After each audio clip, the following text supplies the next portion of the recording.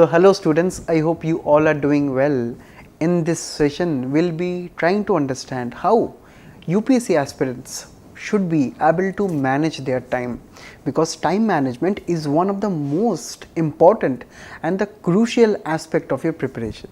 So we will be starting with a very small minor illustration.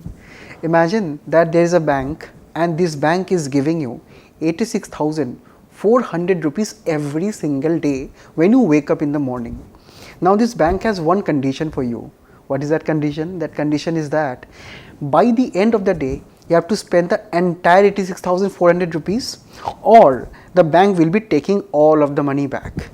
And you are very happy, you are extremely happy, because you wake up in the morning with 86,400 rupees and you spend the entire amount throughout the day, and you do not have to worry about the same. Now life is also like this. Time has given you 86,400 seconds in a day, but when your day ends, that means whatever time you have spent throughout the day, or whatever that time you have wasted in a day, that is also taken into consideration. And let me tell you, each and every second is important in your life. Each and every second, each and every minute, each and every hour of your hard work, of your effort matters when it comes to an examination such as UPSC. Because in this examination, it is not only about studying the small, minor, big things. It is not only about the GDP of a country. It is not only about Article 14 of our Indian Constitution. It is not about all those factual data. It is also about how you carry yourself, how you understand the various important roles and responsibilities that will be bestowed upon you each and every single day when you will be a future IAS officer, or say a future cabinet secretary heading India. So that is what we understand the importance of timings. We get every day 86,400 seconds in a day, and it is our effort, it should be our conscious effort to utilize each and every second of that quota in our constructive efforts for our preparation. Similarly, we understand we need time management in our UPSC journey, because we know that the syllabus is vast, the topics are huge, and also we know that we have to cope up with that over a period of time. Also, this examination is not a one stage examination, it is encompassing prelims, mains, and also when you will be qualifying for your interview, you also have to prepare for the same. Each and every phase of the examination has some time duration, has some time limitations, and that is why you should be also managing your time. Then after you have studied, after you have prepared a lot, it is also not complete, because you have to revise the contents again and again, for which again you have to have some extra time. And also you know that there is intense competition in the examination. If you are not working hard right now, someone else is doing that, and if someone else is doing that, obviously that is putting a lot of competition on your side. So what you have to understand in this examination, I always tell to all of my students that do not worry about the competition. Be your own competitor, beat yourself every single day. If you understand the competition, say outside your own body, you cannot control that. You cannot control what others are studying, what books they are reading, how many classes they are attending, how many times they are revising. But you can control yourself. And how you can control yourself? By controlling the number of seconds, the number of hours you fruitfully dedicate into your efforts. And that is why recognizing those hours in each and every point of the day is extremely important. You have to understand that there is a particular time schedule that you all are following from say a very nascent stage of your life, and we know that in our schools this routine was very tough, but gradually over the time people tend to forget their discipline, their kind of strict guidelines. Now what you have to understand, you figure out how much time you get in various phases of the day. Divide your day into actively, say, categorizing the day into morning phases, noon phases, and evening phases. Calculate the number of hours you can dedicate into your studies. Calculate the number of hours you can dedicate into your miscellaneous activities such as hobbies and other activities. So by that calculation level, you will be able to actually understand how much time you will be getting. So for a full-time aspirant, on a day-to-day basis, they get on an average 12 to 14 hours for studies, apart from 8 hours of sleep and obviously the various other activities that you do. So that is why a range of 12 to 14 hours of effective study. For the working professionals, this amount reduces to around say 4 to around 5-6 hours in a day, right? So that is why you know yourself, you know your own routine, you know your mornings, your afternoons, your evenings, and that is why it is your responsibility to find out how much time you are getting in each of the slots. And now it is the time to understand some of the innovative time management practices once you have figured out how much time you are getting in each of the phases. Firstly, there is a technique known as time blocking. You all have calendars, you all have watches, stopwatches. Grab them and do something which we know as time blocking.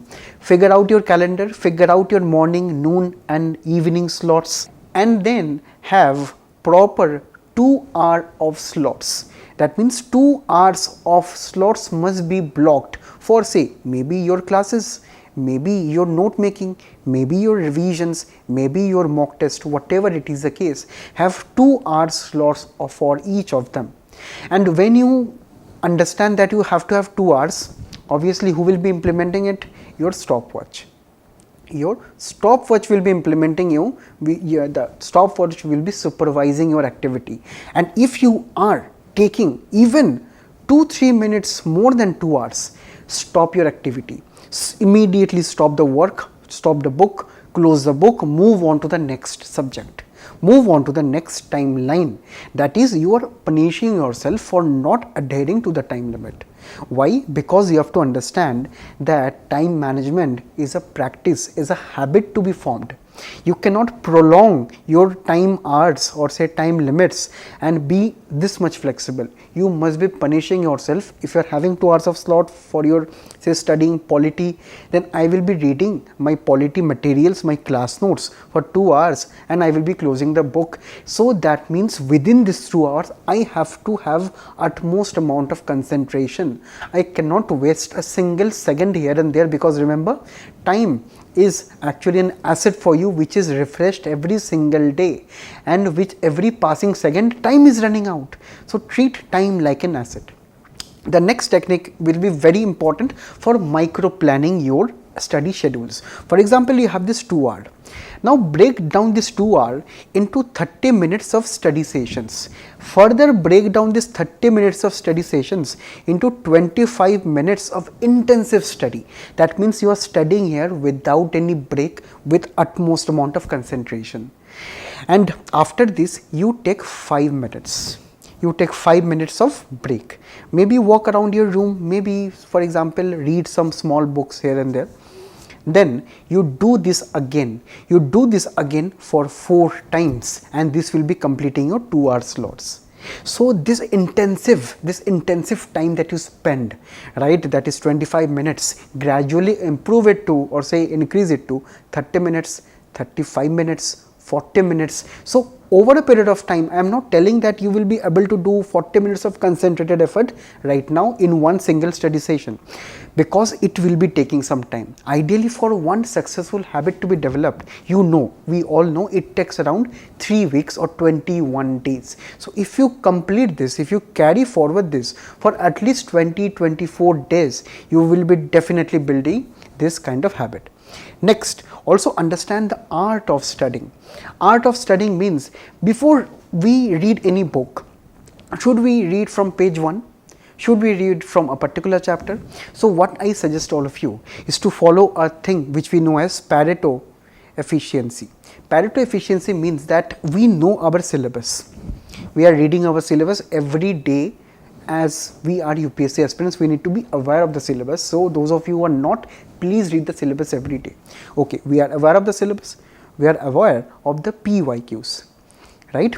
So this syllabus and the PYQs always give us hints as to what the future questions would be in the UPSC.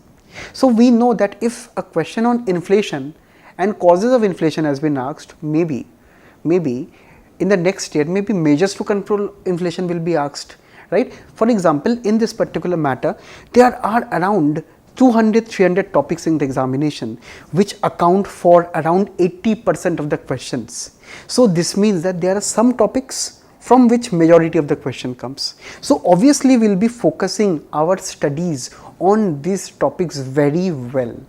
So this is what we understand by effective study. So this was the first one.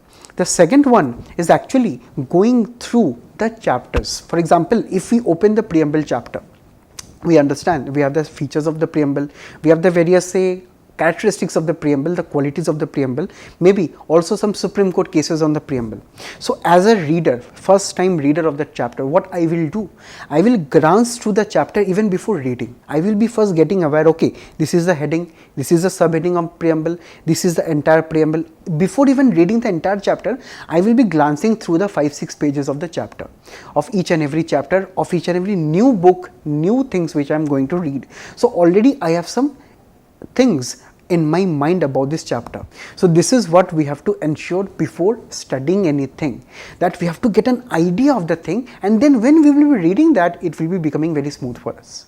So this is what we have to understand as UPSC aspirants. Finally, there are also some people who are working, right? Some of our friends here who are working as professionals, as full time, say, or say even part time. So for them, we understand that early morning sessions are very important. So those of you who are working, figure out some at least 2 hour slot, 2 hour slot in the morning, and please do prioritize your studies, your revision in the morning. Next, whenever you get some breaks in your office, and don't you tell me that you do not get any breaks in your office, at least for 10 minutes, 20, 30 minutes, you get some breaks. During your breaks, you can read the newspaper. You can read the newspaper, you can get aware, okay, these are the things which are going on according to my syllabus and the PYQ topics and whatever I have read in my content. And finally, people who are getting day offs, right, please do utilize your day off, maximize your time during your day outs, and when you understand that you get easily around 12 to 14 hours per day, right, so utilize this as a working professional.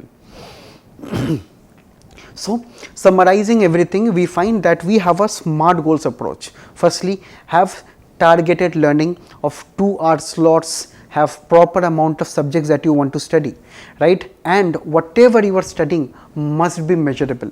That means maybe you are part of a coaching where we have the weekly tests going on. So these weekly tests will be a kind of a mock test for you to get a track of your progress, or maybe you are preparing on your own. So you should be also trying to give some weekly tests, some fortnightly tests, some monthly tests to actually see whether you are following the same or not. Next, the goals should be achievable. So whatever 2 hour timeline you are framing in your day-to-day schedule. So I would always advise that in a day you should be reading 2 hours of 2 GS subjects, right? This will be one for GS subject and also another for your optional subject, right? So this should be your timeline, that is 2 hours and 2 hours for GS, 4 hours of GS, and 2 hours and 2 hours of optional, that is 4 hours of optional, and for the rest of the time you should be dedicating to your newspapers and the same. And when you wake up in the morning, take a loose A4 sheet or say a small to-do list and have the targets written on the same, and whenever you complete the target, just tick it off. Trust me, it will be making you very satisfied. And finally, you also have to have relevant studies. For example, say I told you about that focus study. So you must be focusing on high weightage topics instead of wasting time in irrelevant things. For example, we came across an irrelevant article. We will not be doing PhD research in that article. We will be understanding that we are appearing for an examination called UPSC to transfer ourselves into future offices. So whatever information is needed for our future, we will be adhering to that according to our syllabus and the PYQs. And finally, we should be having time bound deadlines, that is 2 hours means 2 hours. If that is concluded, close the book, move on. So that is why the stopwatch will be coming very handy. And finally, you should be also avoiding burnouts in your day-to-day life. That is why practice meditation. Go out and play some football, play some cricket, play some music, dance your way out, right? Whatever you want to do, please do avoid burnout. It is extremely important. And all of you, please, it's a request from me, please do keep it, right? And also please do mention in the comments some of your respective hobbies. Please do mention your, and also please do continue your hobbies. It is extremely important. It can be reading a book, it can be playing a guitar, it can be anything else you like. It has to be at least one thing that you like, right? If you don't, you can learn a new language, you can learn a new instrument. So you can also do that. You have time for that. You have 10, 20, 30 minutes for that in your day. So always understand that you can be prone to burnout, but avoid that by diverting your mind into this kind of activities. And finally, I want to remind you of a very, very important phrase by Abraham Lincoln. He told that, give me 6 hours to chop down a tree, but I will be spending the first 4 hours sharpening the knife. That is, I will be figuring out a plan and then execute, not execute and then plan and become everything chaotic, right? Always remember, yesterday was history, tomorrow is a mystery, and today is a gift for all of us. So let us utilize that gift. Let us utilize this gift of 86,400 seconds in a day and transform ourselves into future IAS officers. So this was all for the session. I hope you learnt a lot. I hope I could make some of the difference in your lives. So please do prepare. We will be meeting again soon. All the best and best of luck for your future. Thank you.